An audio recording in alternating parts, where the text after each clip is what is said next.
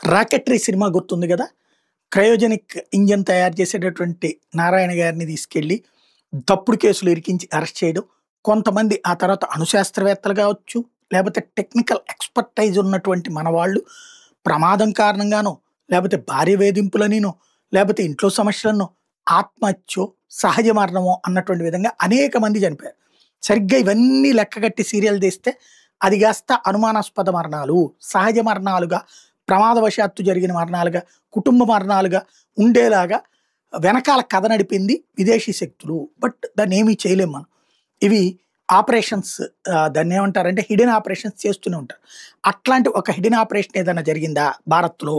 తాజాగా వెలుగులోకొచ్చినటువంటి ఒక అంశం ఏంటంటే, బ్రహ్మోస్ ప్రాజెక్ట్‌లో పనిచేస్తున్న DRDO system engineer Akash Deep Gupta 30 ఏళ్ళు కేవలం వయసు. లక్నోలోని తన నివాసంలో అకస్మాత్తుగా చనిపోయి కనిపించాడు. పోస్ట్‌మార్టం రిపోర్ట్‌లో ఖచ్చితమైన కారణాలేం బయటికి రాలేదు. న్యూఢిల్లీలోని బ్రహ్మోస్ తయారీ విభాగంలో సిస్టమ్ ఇంజినీర్‌గా పనిచేస్తున్నట్టు ఆకాష్ దీప్ గుప్తా తన భార్యతో కలిసి తల్లిదండ్రులు చూడటానికి లక్నోకెళ్లారు. ఆకాష్ గుప్తాకి 6 నెలల కిందటే పెళ్లయింది.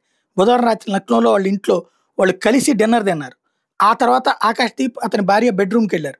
అతను వాష్‌రూమ్‌కెళ్ళిన వెంటనే భార్య శబ్దం విని వాష్‌రూమ్ దగ్గరగా వెళ్తే ఆకాష్ దీప్ అక్కడ నేల మీద పడున్నాడు. అతన్ని ఆసియాన్‌లోని దీన్ బంధు ఆసుపత్రికి తీసుకెళ్తే ఈ హాస్పిటల్‌కెళ్ళేటప్పటికే మరణించాడని తేల్చారు. ఆకాష్ దీప్ భార్య ఈ విషయాన్ని పోలీస్ ఇన్స్‌పెక్టర్ సరోజ్‌కి చెప్పడంతో పోలీసులు అక్కడికొచ్చి చెక్ చేస్తే అతని మరణానికి కార్డియాక్ అరెస్ట్ కారణం కావచ్చేమో అన్నటువంటిది అనుమానిస్తున్నారు.